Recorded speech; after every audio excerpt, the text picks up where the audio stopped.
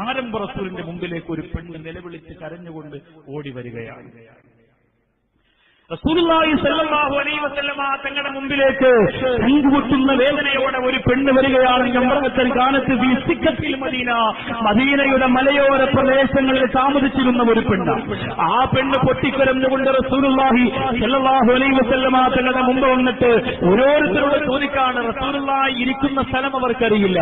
അതുകൊണ്ട് വഴിയിൽ കാണുന്നവരോടൊക്കെ ചോദിക്കുന്നതല്ലോ നീ അലൻ നബി സ്വല്ലല്ലാഹു അലൈഹി വസല്ലം, അള്ളാന്റെ റസൂൽ എവിടെയാണുള്ളതെന്ന് എനിക്കൊന്ന് പറഞ്ഞു തരിക, അള്ളാഹുവിന്റെ റസൂൽ എവിടെയാണുള്ളതെന്ന് എനിക്കൊന്ന് അറിയിച്ചു തരിക. അവര് പറഞ്ഞു കൊടുക്കുന്ന സ്ഥലത്തേക്ക് ആ പ്രിയപ്പെട്ട പെണ്ണ് ഓടുകയാ. നബി സല്ലല്ലാഹു അലൈഹി വസല്ലമ തങ്ങളുടെ മുമ്പിൽ വന്നപ്പോ ആ പെണ്ണ് പറയുന്നു, എന്റെ അപരാധം അല്ല പൊറുക്കോ നബിയേ, എന്റെ പാപങ്ങൾ അല്ലാഹു പുറത്തു തരുമോ നബിയേ. ആരംഭ റസൂല് പറഞ്ഞു, എന്ത് തെറ്റാണ് നീ ചെയ്തത്? ആ പെണ്ണ് പറയുന്നു, ലോകത്തൊരു പെണ്ണും ചെയ്യാത്ത തെറ്റാ, ലോകത്തൊരുമ്മയും ചെയ്യാത്ത തെറ്റാ. അല്ലാഹുവിന്റെ റസൂല് പറഞ്ഞു, ആ തെറ്റിന്റെ വലിപ്പം എത്രയാണ്?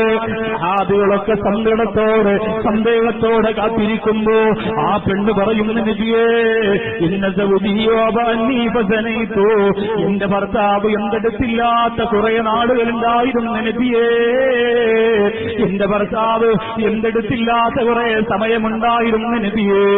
എന്റെ പെങ്ങളെ 3 ദിവസത്തെ 9 മണിക്കൂർ കൊണ്ട് പറഞ്ഞാ തീരാത്ത പ്രഭാഷണത്തിന്റെ ഒരു ഭാഗം അല്പം നീണ്ടുപോകുന്നതിൽ നിങ്ങൾ സങ്കടം പ്രകടിപ്പിക്കല്ലേ.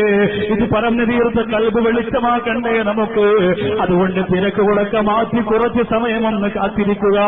എനിക്ക് ക്ഷീണമില്ലാത്തത് കൊണ്ടല്ല, എനിക്ക് തിരക്കില്ലാത്തത് കൊണ്ടല്ല, പക്ഷേ അല്ലാഹുവിന്റെ റസൂലിന്റെ പൊരുത്തമുള്ള ഉസ്താദുമാരുടെ പൊരുത്തമുള്ള സ്ഥാപനത്തിന്റെ ചോട്ടിലിരുന്ന് പറയുമ്പോ അതൊരു വല്ലാത്ത പൊരുത്തത്തിന് കാരണമാണ്. അത് മനസ്സിൽ കരുതിയിട്ടാണ് എല്ലാം മറന്ന് നിങ്ങളോട് പറയുന്നത്.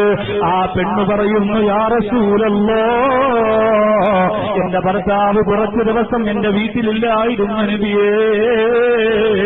ഭാര്യമാര് ചിന്തിക്കുക, ഭർത്താവ് ഗൾഫിലേക്ക് പോയ ഭാര്യമാര് ചിന്തിക്കുക, എത്ര കാമുകന്മാരാണ്, എത്ര രഹസ്യക്കാരാണ്, എത്ര മിസ്കോളുകളാണ്, എത്ര കമന്റുകളാണ്, എത്ര മെസ്സേജുകളാണ്, എത്ര വാട്സപ്പ് കോളുകളാണ്, IMOയാണ്, വീഡിയോ കോളുകളാണ്. പെണ്ണെ, ദുനിയാവ് അങ്ങനെയാണ്, രസങ്ങളുടെ കൂട്ടുകൊണ്ട് നിറഞ്ഞ നരകത്തിന്റെ ഒരു ഭാഗമാണ്. റബ്ബ് കാത്തിരക്ഷിക്കട്ടെ. ഈ പെണ്ണിന്റെ മനസ്സ് പൊട്ടിയിട്ടാണ് വന്നത്. നബിയേ, അങ്ങനെ എന്റെ ഭർത്താവിനെ വഞ്ചിച്ചുകൊണ്ട് ഞാൻ വ്യഭിചരിച്ചു നബിയേ. അല്ലാഹുവിന്റെ റസൂൽ പറയുന്നു, ആ ഒരു തെറ്റ് മാത്രമാണോ ചെയ്തത്? അല്ല റസൂലേ, അല്ല നബിയേ, അല്ല. ഞാൻ വ്യഭിചരിച്ചിട്ട് ഞാൻ ഗർഭവതിയായി, എനിക്കതിലൊരു കുഞ്ഞുണ്ടായി നബിയേ, അതിലൊരു കുഞ്ഞിന്റെ ഉമ്മയായി ഞാൻ. എന്റെ ഭർത്താവ് വരുമ്പോ അറിയില്ലേ, എന്റെ ഭർത്താവ് വരുമ്പോ അറിയില്ലേ, വ്യഭിചാരത്തിലൂടെ ഒരു കുഞ്ഞിനെ പ്രസവിച്ചവളാണെന്ന് ഞാനെന്നറിയൂലേ. അതുകൊണ്ട് നബിയേ, എന്റെ വീടിന്റെ അടുക്കളയുടെ ഭാഗത്ത് തുറുക്ക അടച്ചു വെച്ചിരിക്കുന്ന ഒരു പെട്ടിയുണ്ടായിരുന്നു നബിയേ.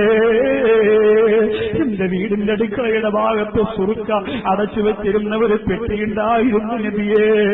ഞാൻ പ്രസവിച്ച പൊന്നുമോളെ, ഞാൻ പ്രസവിച്ച തങ്കക്കൂടത്തെ ഞാൻ ആ പെട്ടിക്കകത്തിട്ട് അടച്ചിട്ട് കൊന്നുകളഞ്ഞു നബിയേ.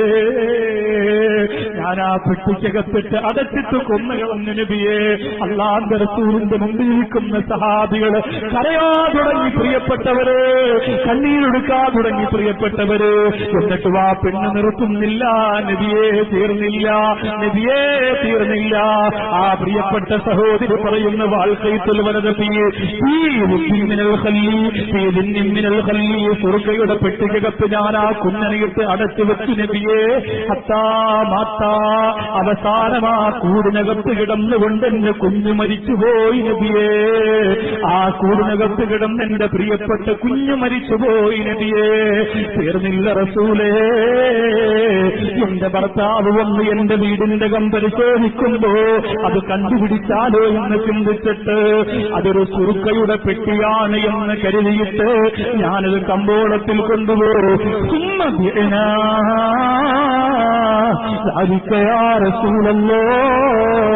ഞാനതിനെ കച്ചവടം ചെയ്തു നബിയേ. ഞാനതിനെ കൊണ്ടുവന്ന് തുറക്കുകയാണെന്ന് പറഞ്ഞു.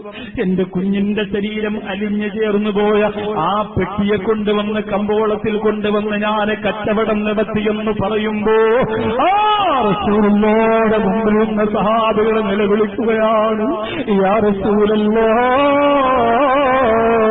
ഈ പെണ്ണിന് അല്ലാഹു പുറത്തു കൊടുക്കുവോ? അല്ലാഹുവിന്റെ റസൂൽ പറഞ്ഞു, ഇതിലേറെ വലിയ പാപം ചെയ്താലും പൊട്ടിക്കരഞ്ഞ അല്ലാഹു അവൾക്കും അവൾക്ക് കുടുംബത്തിനും തെമ്മാടികൾക്കും പുറത്തു കൊടുക്കുന്നതാ. പക്ഷേ റസൂലുള്ള പറയുന്നു, എന്തുകൊണ്ടാണ് ഈ പെണ്ണിനെങ്ങനെ തെറ്റ് ചെയ്യാ തോന്നിയതെന്നറിയോ? പഠിച്ചോ, പ്രധാന പോയിന്റ് പഠിച്ചോ. ഇന്ന് നിങ്ങൾക്ക് കിട്ടുന്ന ഏറ്റവും വലിയ ഇൽമായിട്ട് സ്വീകരിച്ചോ. എന്തുകൊണ്ടാണ് ഈ പെണ്ണിനെ വ്യഭിചരിക്കാൻ, ഈ പെണ്ണിനെ തെറ്റ് ചെയ്യാൻ, ഈ പെണ്ണിനെ തെമ്മാടിത്തരം ചെയ്യാൻ ഇങ്ങനെ മനസ്സ് വരുന്നത് എന്തുകൊണ്ടാ?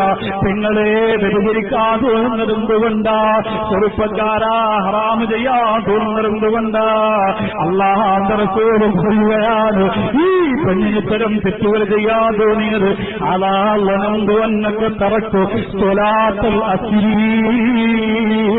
അസ്ർ നമസ്കാരം കലാക്കുന്നവര് ലോകത്ത് വലിയ വലിയ പാപങ്ങൾ ചെയ്യാതെ മരിക്കൂല്ല. ആ പെണ്ണ് പറഞ്ഞു, നബിയേ, എന്റെ ജീവിതത്തിൽ ഞാൻ അസ്ർ നമസ്കാരം സമയത്ത് നിസ്കരിച്ചിട്ടില്ല നബിയേ. എന്റെ ജീവിതത്തിൽ ഞാൻ അസ്ർ നമസ്കാര സമയത്ത് നിസ്കരിച്ചിട്ടില്ല നബിയേ. എന്റെ ഉമ്മ നമ്മളെത്ര ചെറുതായി കണ്ടുപോയ കാര്യമാ. റമളാൻ മാസത്തിലെ ഏറ്റവും ക്ഷീണത്തിന്റെ സമയം അസ്റിന്റെ സമയമാ. ഉറക്കം വരുന്ന സമയം അസ്റിന്റെ സമയമാ. കളാക്കല്ലേ, ഒഴിവാക്കല്ലേ, ഉപേക്ഷിക്കല്ലേ. ആരംഭ റസൂല് പറഞ്ഞ അസ്ർ നമസ്കാരം പള്ളിയിൽ പോയി നമസ്കരിക്കുന്നതിന്റെ ശ്രേഷ്ഠത ആരെങ്കിലും തിരിച്ചറിഞ്ഞിരുന്നു എങ്കിലോ കാറില്ലാത്തവൻ ഇഴഞ്ഞിഴഞ്ഞിഴഞ്ഞിഴഞ്ഞ് അവനാ പള്ളിയിൽ വന്ന് നമസ്കരിക്കുമായിരുന്നു എന്നത് നബി മുഹമ്മദ് മുസ്തഫ സല്ലല്ലാഹു അലൈഹി വസല്ലമ തങ്ങൾ പറയുമ്പോ, എന്റെ ഉമ്മത്തെ തെറ്റ് ചെയ്യാമെന്നത് നമസ്കാരം ഒഴിവാക്കുന്നത് കൊണ്ടാ. പ്രത്യേകിച്ച് അസ്ർ നമസ്കാരത്തിനോട് കളിക്കല്ലേ, അസ്ർ നമസ്കാരത്തെ നിസാരമാക്കല്ലേ, അസ്ർ നമസ്കാരത്തെ ചെറുതാക്കല്ലേ, അസ്ർ നമസ്കാരത്തെ ഒഴിവാക്കല്ലേ. അതിന്റെ ജീവിതത്തിലെ ഏറ്റവും വലിയ നാശമായിരിക്കും. അല്ലാഹുവേ, അല്ലാഹുവേ, ചെറിയ പ്രായത്തിൽ മക്കളെ നമസ്കരിപ്പിക്കാനുള്ള മനസ്സ് ഞങ്ങൾക്ക് തരണേ അല്ലാ. നോമ്പ് പിടിപ്പിക്കാനുള്ള മനസ്സെനിക്ക് തരണേ അല്ലാ. എന്നിട്ട് നമസ്കാരം കളയില്ലാത്ത കുടുംബം, നമസ്കാരം ഒഴിവാക്കാത്ത കുടുംബം, വ്യഭിചരിക്കാത്ത കുടുംബം, കള്ളുകുടിക്കാത്ത കുടുംബം, ഹറാമ് തിന്നാത്ത കുടുംബം, ഹറാമ് ചെയ്യാത്ത കുടുംബം. അല്ലാഹുവേ, ഞങ്ങളുടെ മനസ്സിന്റെ കൊതിയാണ് ഈ സദസ്സിന്റെ പ്രാർത്ഥനയിലൂടെ അതിനുള്ള മഹാഭാഗ്യം നീ ഞങ്ങൾക്ക് തരണേ.